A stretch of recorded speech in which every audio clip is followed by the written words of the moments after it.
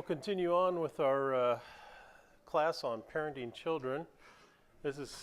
I think this is done for the holidays, but I think it also kind of encapsulates the whole thing with raising children. You know, the toughest job you'll ever love. You know, I just thought that was kind of funny. We are talking about basics of character, and that's we've been talking about how we've got to foster this in our children. Respect and honor for authority starts with the parents, should also be passed on to the elders, not just their grandma and grandpa, but all the elderly people. Peers and siblings, property of others, and nature, and that's kind of where we were at last week.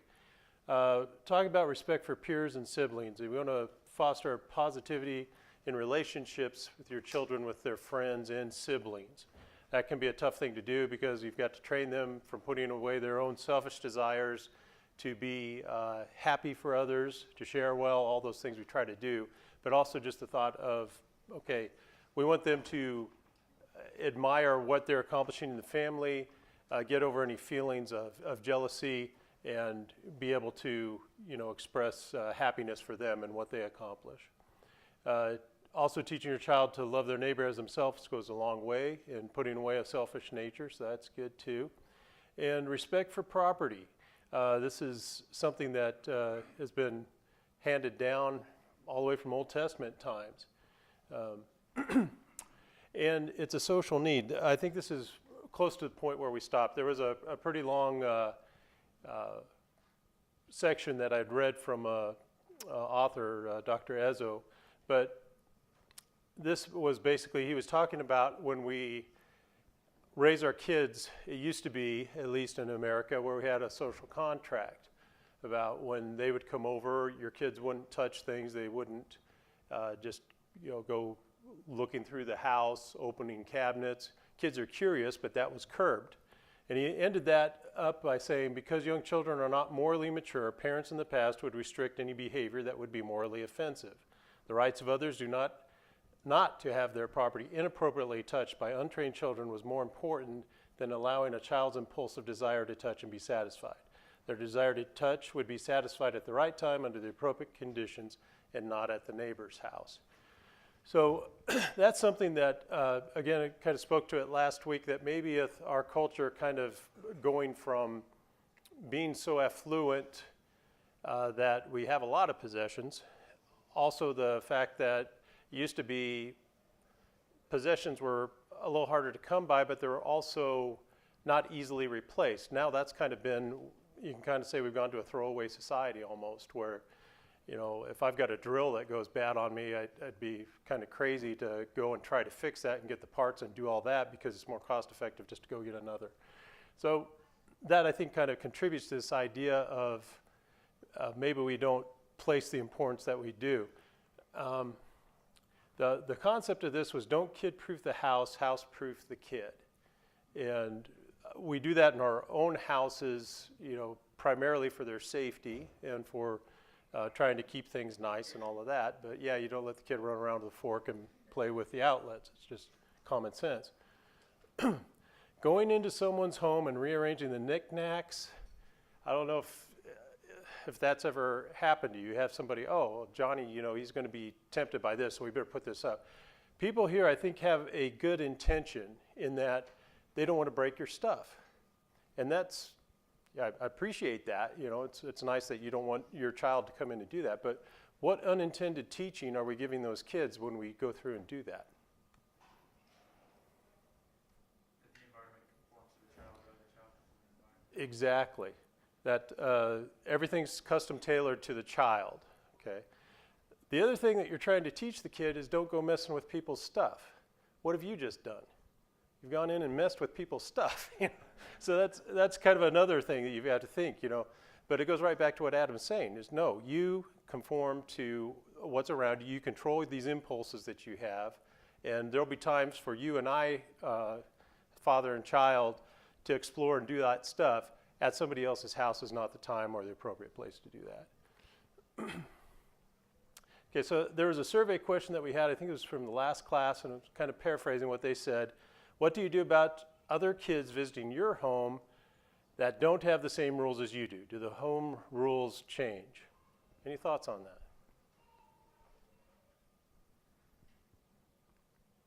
That can be a tough one, can't it, John? I recall one of my kids' friends, our kids weren't allowed to have cell phones after a certain time at night, and this girl went crazy on me about that. So I said, well, let's call your father, and he said, I like you. So the rule stayed the same, that she couldn't have it while she's sleeping, so Uh-huh. set the parameters of what was expected and It's so nice to call up a parent and get backup, isn't it? As opposed to, oh, well, we let her do that or whatever. The rules shouldn't change. Now, does that mean that you're going to discipline other kids in the same way? Probably not. The home rule should not change. It should be the same for everybody, even guests. How that's corrected may vary from how you discipline your child. Other kids you're watching still need supervision and discipline. Make sure you're on the same page with the parents of the visiting kids as far as what the general rules are and what course of discipline you're both comfortable with. That is primarily, it's a benefit for your sanity and all of that and keeping kids safe for them, but it's for your kids. They should be able to have the same environment come over and know that it's a standard for the house. It gives them a parameters within to work with. If you're changing those all the time when other people are coming around, it's a little confusing for them. Now that again doesn't mean that the other kids who break the rules are going to get the same discipline that you would hand out, but you work that out with their parents and come to an agreement on that. But no, Johnny, in our house, I don't know what you do at your home, but at our house we don't run on the furniture, so knock it off. That kind of a thing. And your kids see that and appreciate that. Okay. Some people, when you start talking about this thing, about kids messing with stuff, breaking things, they'll kind of go, well, you're just too materialistic. Okay. So that's a valid point. Let's look at that. It's not materialistic if we're respecting the property regardless of material value. I mean, here we see these kids, this is obviously a travesty. They're here painting a Chevy truck. Now, if this was a Dodge or a Ford, who would care, right? No, I don't get into all that, but that you get the, yeah, here we go. I knew I shouldn't have used that.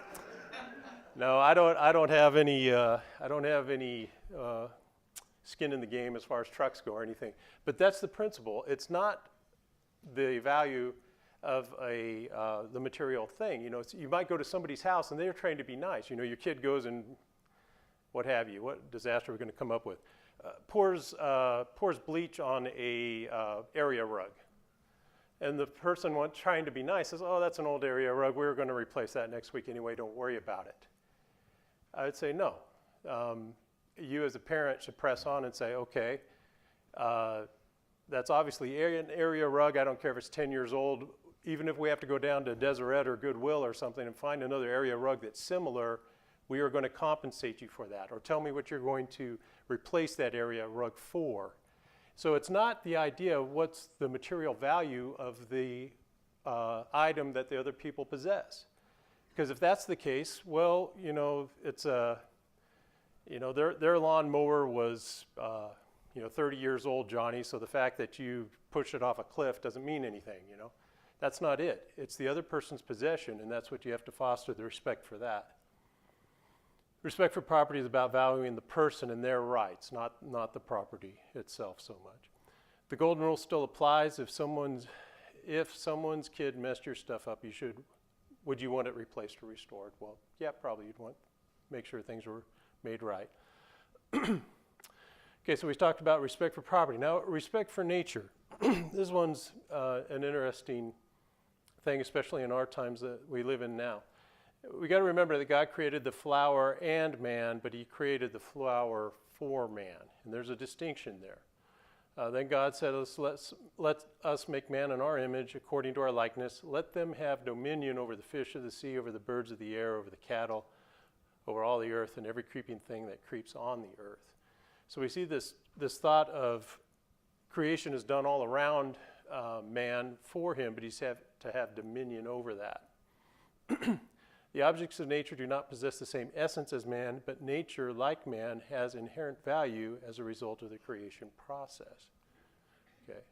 Is this not God's property? That's kind of how we have to think of it. We should respect it due to the dominion God has given over us. It's a charge that we've been given. Treating nature right leaves the beauty for others to enjoy. That's always a good concept to leave your kids. I mean, when we were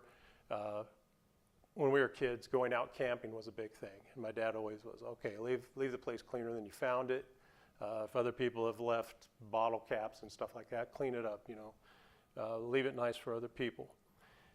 The thought of this is to be a good steward. That's not a word we throw around a lot anymore. I think last time we probably were using it much was on the trains. Didn't they have stewards in the trains? That was their position. They were a steward. What does it mean to be a steward?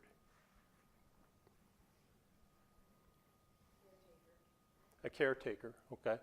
Somebody who's been entrusted with taking care of things. An official who's appointed by a legal ruling monarch to represent them. Okay, so that's kind of our definition that we're going off of, and that's the case with us because we've been given the task of having dominion over the earth. That doesn't mean just bring everything under your thumb. It means to take care of the things that's been created. Now we can get into trouble with this. Don't litter is a far cry from don't use any resources. Know that your kids will be taught this into an extreme, and it's a form of idol worship. Okay? What do I mean by idol worship? Why would I call that idol worship? Aren't we supposed to take care of the environment? I would say yeah. We've been given dominion. We're supposed to be these good stewards over the environment. But how would it be idol worship to take it too far? Their time and resources towards that cause, I guess, is that's their primary focus as opposed to, using it the way God intended. Right. And it does go back to the concept of we worship the Creator and not the created. There's biblical backup for that in saying that, yes, what's around us is important, but when we make it more important than God, if we put too much of our resources into it, then that's not good. If we are so dead set on, I don't want to get in trouble here with anybody because, I mean, they're all good causes. Save the owls was big when I was a kid. You don't want to log. I'm all for that, if you can do that. But the fact that you're going to shut down all production of any certain resource, that has an effect on other people. It has effect on jobs. It has effect on resources that can be used. There's a big push now to get rid of this new Green Deal that's going through. And I don't want to get too far afield on this, but their idea is to stop all use of fossil fuels. Okay, well, how many people does that put out of business? How many third world countries do we push back, way back in time as far as their ability to have quality of life or anything like that? Yeah. A lot of times they get so caught up in the cause that they forget logic and everything else. Yes. Yeah, and it's no doubt they've got a lot of fervor for what they're doing, but it seems like there's unintended consequences that go with it. But I think the main thing we want to take away from that is your kids are getting fed this constantly in school, or they will be, and we've got to teach them the balance and teach them that, okay, we're going to, it is the principle God has given us to take care of this, but don't let that become an impediment to what we do that's going to affect other people or the time it takes away from us serving God. Okay, so that was kind of our foundation. We were talking about respect, honor, and honesty for all of these groups here. Okay, so this is what we try to foster in our kids. So we're going to make a little bit of a transition from, we've been kind of building through this class all this way up to this point, talking about what are the principles we're going to, and so we're going to kind of slowly transition into how the rubber meets the road in this. We're teaching principles and not only rules. When we talk about all these things, we're trying to teach the kids about respect. If we pass these on as rules only, the message lacks staying power. So that's something, if you're going to, anybody watch NCIS? Okay, if you watch that character Gibbs, he's got all these rules, and they'll spout off, well, that's rule number 52. Well, nobody really knows what they are, can remember them, I don't think, because there's just too many rules. We try to micromanage everything by just the don't do this or do this, the actual action, that has less staying power over time and things can get lost, as opposed to teaching the principle behind it. If we pass on them as rules only, we don't equip our children with the ability to handle variables. There's no contingency plan. Okay, well, I know not to run in the hallway at church, But when I'm in the supermarket, I'm not in the hallway at church. Why can't I run in there? Well, you might hit the same old person and knock them down and break their hip. So we're trying to teach principles here. And we might think we're communicating it, but then get surprised by children's actions in any given scenario. Has that ever happened to anybody? You think you've got this well ingrained in your kid, and whatever I can't think of any particular ones. I can't tell on ourselves on this one, but it's somewhat akin to, well, you said not to set the house on fire, but you didn't say anything about the shed. It's that kind of a thing. Kids sometimes get a little mixed up, so you have to keep after them, make sure they're getting it. So all of this is kind of taking us towards obedience. Okay. And that's going to be our next topic for the next lesson going forward here. Children, obey your parents. Can somebody grab that? Ephesians 6:1, and then somebody grab Colossians 3:20. Let's go ahead and read these.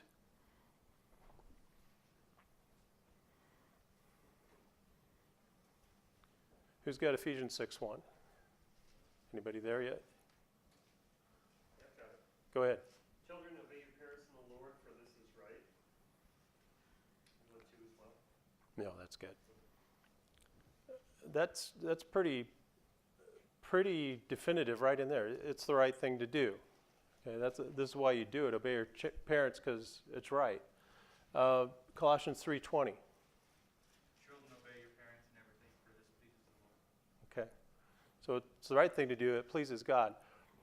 That's the thing we're getting to. Is this obedience is a principle that's handed down from God, and we know that from all the way back in the Old Testament accounts. You can think of there's probably various ones, but what's a good example of God talking about obedience?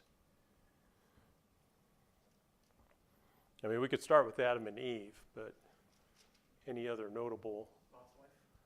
Okay, Lot's wife, exactly. Naaman, okay, obeying and doing what was told. It wasn't the 6th time of doing whatever, it was exactly what he was told. The 7th time was when he got his leprosy healed. Let's take a look at Samuel and King Saul. If we remember our history, Saul was told to go in and absolutely eradicate the Amalekites, something that's was supposed to be a complete devastation and wiping out of the people. Samuel comes and finds that that's not what has happened. In fact, Samuel says, what's all this bleating of the sheep that I'm hearing? Because what he did was he took the king captive, and then he took the best flocks that they had, and he kept them instead of totally destroying them as he was told. And Samuel calls him on this, and it's interesting what Saul says. But I did obey the Lord, Saul said. I went on the mission the Lord assigned me. I completely destroyed the Amalekites and brought back Agag, their king. Interesting that he doesn't really see, I completely destroyed them. Well, no, you didn't, What you said in the last part of your sentence there just proves what you said before. The soldiers took sheep and cattle from the plunder, the best of what was devoted to God, in order to sacrifice them to the Lord your God at Gilgal. Okay, so again, we're kind of going back to intentions here. I don't know what his thought was on keeping the king alive, but he says, at least the reason that he's stating is we took all the best sheep and cattle to offer sacrifices. Samuel replied, does the Lord delight in burnt offerings and sacrifices as much as obeying the Lord? To obey is better than sacrifice, and to heed is better than the fat of rams. So this principle of it's better to obey in the first place than to ask for repentance, than to say that, well, the good that I'm going to do with this ill-gotten gain somehow is going to be better in the long run. That's not really what God is looking for. God's looking for obedience. Our standard is set. If we model after God's design, obedience is more important than a repentant heart. Does this mean a repentant heart from our children is not valued? No, we're not saying that. I mean, when your kids do miss the mark, we would hope they would have a repentant heart. But it goes back to the first part of it is more important. That's the obedience. I think to use Nathan's example from last week, wasn't the question, they go ahead and do the action, but then we're asking, is it okay if I do this after the fact, right? Okay. That goes back to this. Asking permission after you've done it doesn't quite meet the standard, right? That's not obedience. So this repentant heart, it's a good thing, but it's not the goal. It's not the standard that we're looking for. Okay. How do parents undermine this process of obedience with the kids? I don't know if anybody remembers Pogo. It's an old comic strip from the 70s, but he would ponder some things. Say, we met the enemy and he has us. Sometimes we shoot ourselves in the foot. What are some of the common mistakes that we have? Threatening and repeating. Okay, I love it that I found this picture of the mom with the kids in the grocery store, because that seems where everything's on display. Every kind of parenting style is out there. All the things that the kids try to do. That's good. Any of you that don't have kids yet, if you want to go study, that's the perfect place to do it. All right. Parent who coaxes, threatens, bargains, then actually punishes is only making a bad situation worse. Okay. How many of you have seen that? Okay. What are some of the things that you hear in the store? That's one. Okay. Yeah. 1, 2, 3. I really mean it. I mean it this time. That's really, all they're teaching the kid is that there's a point where they can disbehave up to a certain line. And believe me, those kids will find out where that line is and push it, and then act totally shocked when it finally does come down. And in a way, they've got the right to be shocked. Okay, you didn't say, the thing that's sometimes frustrating for the kid is sometimes the parents will use that line and say, obey me, and when I get to 4, but maybe it's a situation where it is so, the consequences of what they're asking is important enough that the parent's not even going to count, and then the kid's kind of bewildered. Get over by me, we're in a parking lot. Okay, well, 1, 2, squish, It's tragic, but that needs to be obeyed at that point in time, not any kind of counting or anything like that.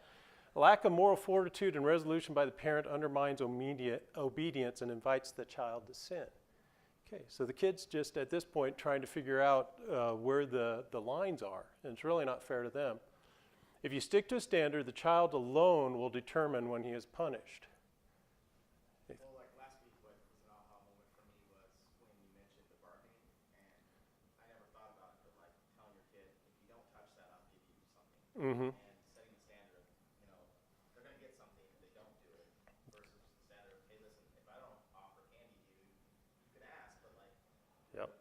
it's like the bargaining is definitely something where it's like it's easier just to bargain. Like, if you're good, I'll give you candy. Whereas Right. the standard, they're going to get rewarded for being good, Mm. and should the standard just you need to be good in this situation. Yeah, we're gonna get in that a little bit more depth here, but you're right, going along those lines. What do we mean by the child alone was determining when he's punished?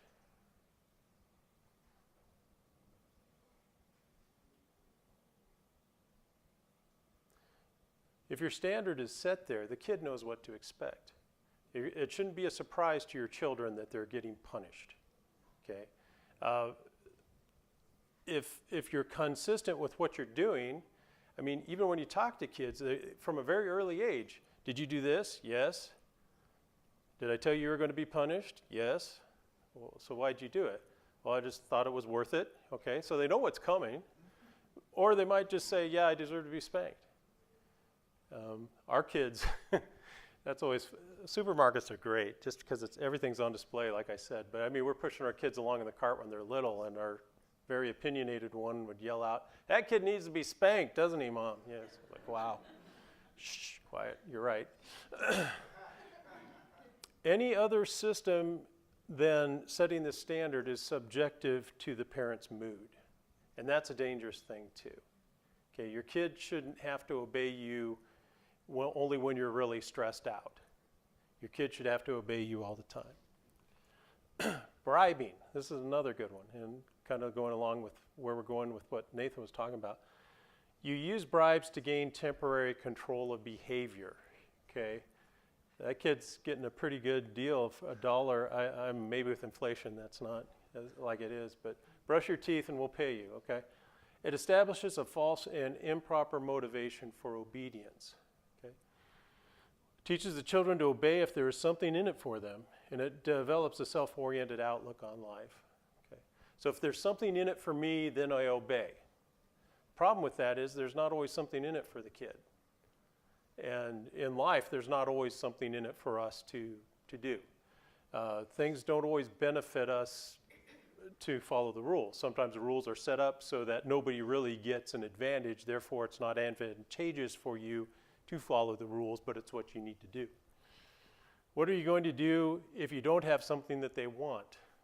Okay, that also kind of goes in line with the kids are going to start raising the bar. Oh, well, if you don't want me to throw the tantrum, if it was worth $1 last week, maybe it's worth $2 this week. Yeah, okay, kids are kind of cynical that way. Scaring tactics. Okay, this one really upsets me when I hear this.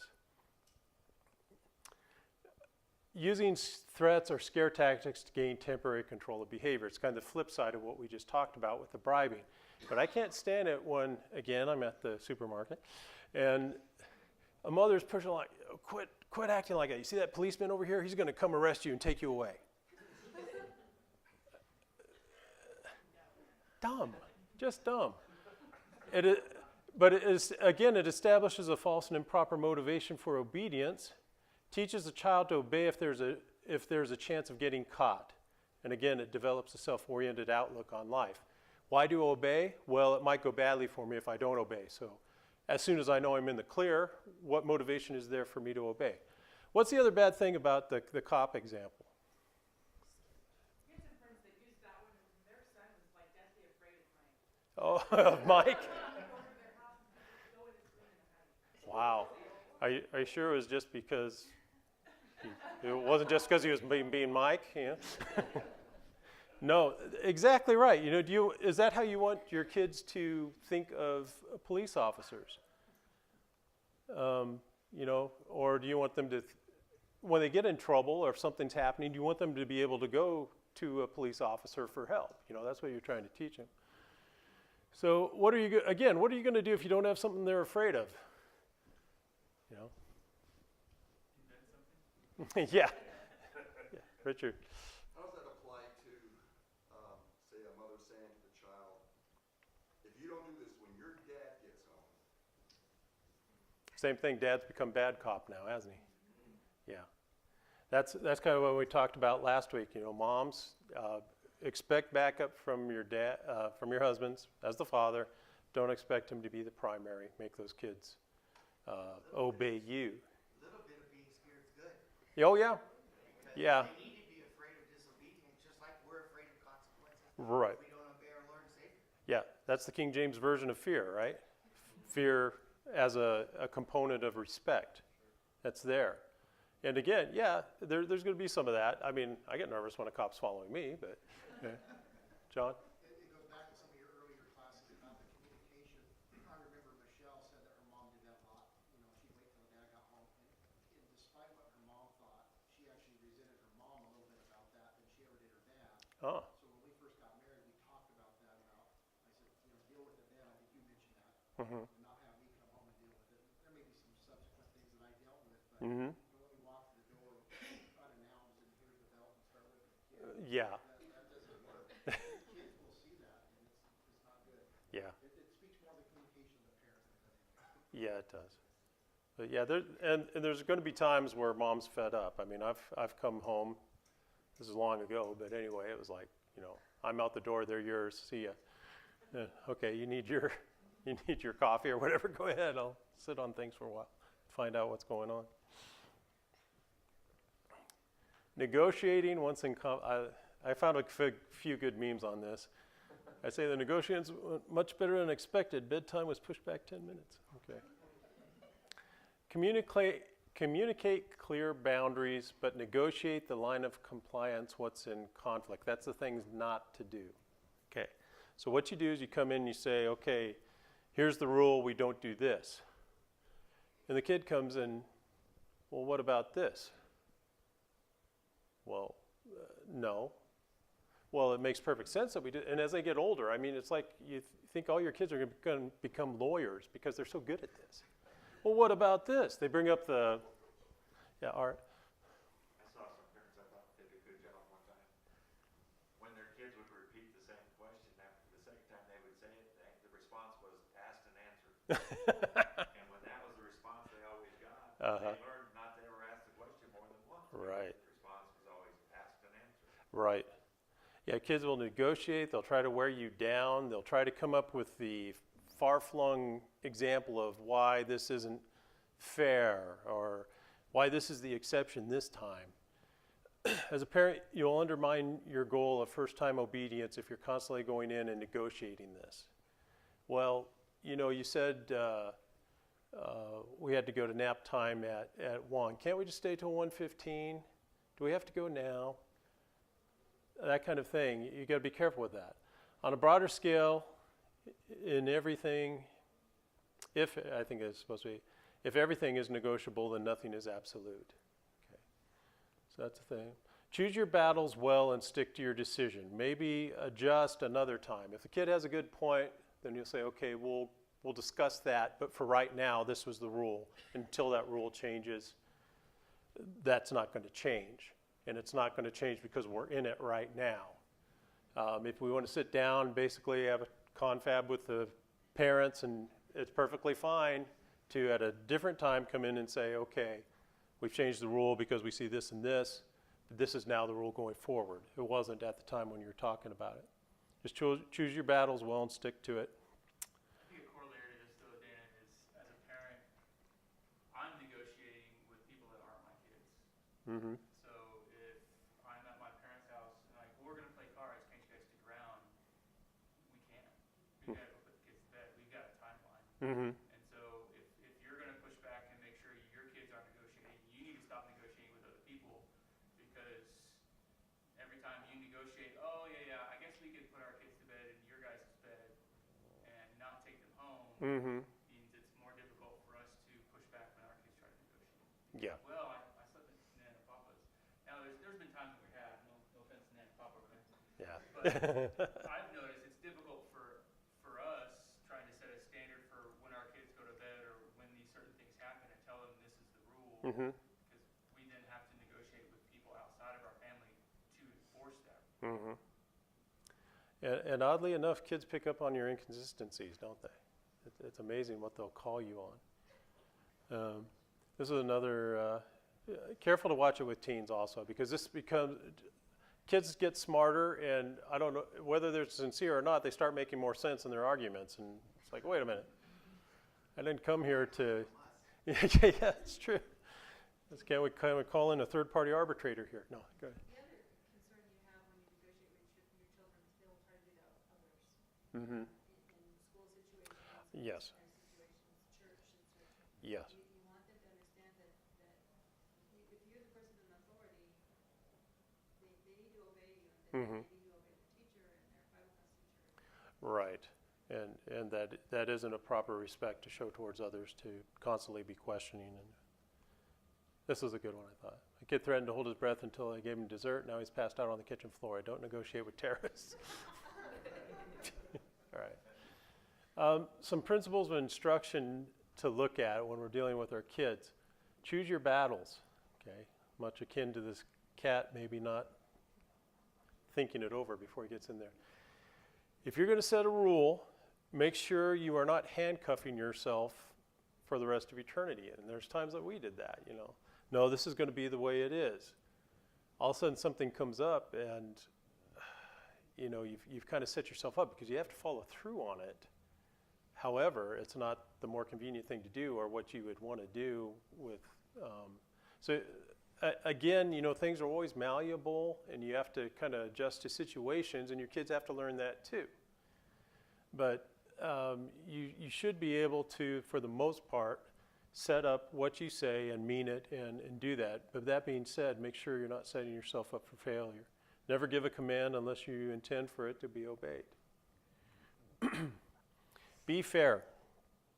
Okay, a 5-minute warning is fair if warranted. And that's along the thoughts of, okay, if we're going to be going someplace, if we are, say, okay, at 1:15 you're going down for nap time. Yeah, it is fair to let the kid know about 5 minutes. Yeah, John, you might want to be picking up your stuff. It's 5 minutes from now you're going to go take a nap. Nothing wrong with that. You know, as opposed to saying it's 1:15, drop everything, you know. Consider actions in context and don't be too legalistic with it. There are things that come up that are going to supersede anything. Life's little things happen that knock us our plans off the rails, and we have to be able to move with that. And again, your kids need to learn that too. Another principle of instruction. This is an interesting one, especially with how your kids, going back to what Vicki said, react to others in authority with respect. When you speak to your child in a way that requires an answer or an action, you should expect immediate and complete response with that. What I mean by that is we've had kids come over and say, you know, Johnny, didn't I tell you not to slam doors? And the kid will just avoid. And some parents deal with that and think that's okay. Well, Johnny, and they'll sit there trying to coax an answer out of him for 5 minutes or whatever. That's not a proper response. I've asked you a question, you should have an answer for it. The kid should be making eye contact and talking with you. And children will rise to the level that you demand. If you say, okay, I want an answer from you, they're going to get trained that that's the proper response. First time obedience is more of a problem for the parent than it is for the child. Okay, what I mean by that is your thought of, oh, maybe I'm being too much of a totalitarian in this. You know, am I trying to get these kids, you know, it's like they're in boot camp or something.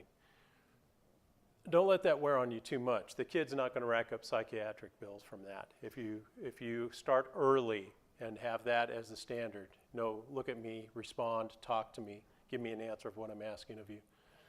That should also go for authority figures. You demand the respect for them. Eye contact and verbal responses. Okay. Require eye contact when giving face-to-face instruction. This can have an unintended consequences in, my dad ran into this when he was teaching, and it was, I think with the Hispanic kids and the black kids that he would talk to, because he'd go and talk to them and say, and the kid would lower their eyes. And with where he was from, that was a sign of disrespect. What they were being taught was, don't eyeball me, kid, when I'm talking to you. So that's something you have to be aware of. Their kid is being taught at home that if I look you in the eye, it's like, oh yeah, that kind of thing. You might be telling the kid, look me in the eye to make sure that you are communicating and you know what's going on. So be a little sensitive to that. But verbal responses from your children help in a couple of ways. They acknowledge they're receiving the instruction. Didn't we just go over this? Yes. Okay, nod. Say yes. They are committing to the obedience. This is what we're going to do, right? Not that you're saying, you know, I need your affirmation of what I'm telling you to do, but you understand what you're to do. Yes. And there's a link in the brain with vocal confirmation about them saying that, yes, we're going to do this. Some kids will have different levels of attention. They become deeply engrossed in what they're doing at the time. This requires some adjustment in order to be fair, but don't get gamed by the kid. Okay. I didn't hear you. It's your job to hear me. Okay. I'm giving you instruction. Okay. Enabling or reinforcing your child's disobedience is fostering sin.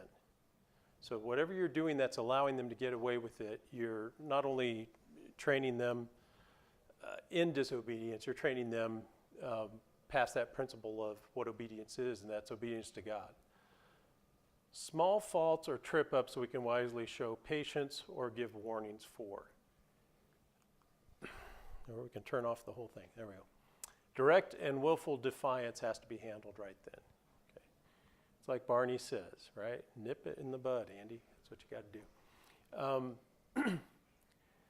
As far as talking about small faults or trip-ups, there is a point to understanding when your kid's being defiant and when they're just messing up because they're kids.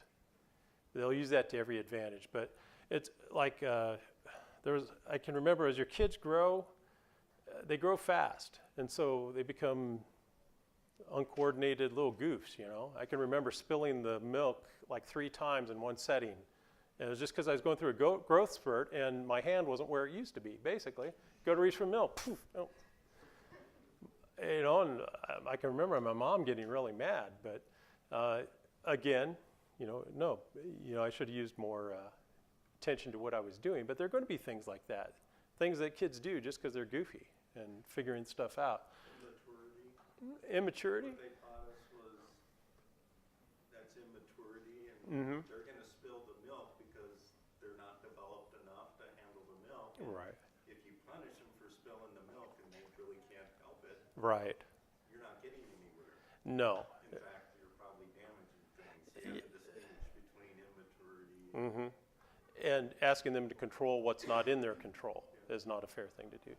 and then the other hard and fast rule from medical school, defiance never goes unpunished. Defiance never goes Never. punished. Yep. Yep. It's got to be, because then, once again, if you're not consistent, you're setting up the kid for failure, wondering whether they're going to listen to what you say or not. Well, that's all I had. Any other comments?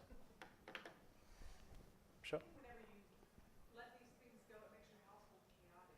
And then as a parent, you end up like on the frazzled edge. You never enjoy your kids because you feel like they push you to the point where you just are at the edge. Mm-hmm. So the effort in the beginning is worth it if you pass the time and you actually enjoy your kids. That's a good. Did I see another hand? I was just going to say, at some point it's kind of easy to see, well, sometimes it's easy to see the defiance in your kid because they'll tell you no, or they'll make a stern face at you and drop the glass of milk, you know, purposely staring at you. Yeah. So it's, a lot of times it's pretty easy to tell if they're good or bad. Little kids are funny. I mean, that 4-year-old, don't touch that. You know, it's interesting. Anyway. All right, that's our second bell. Thank you.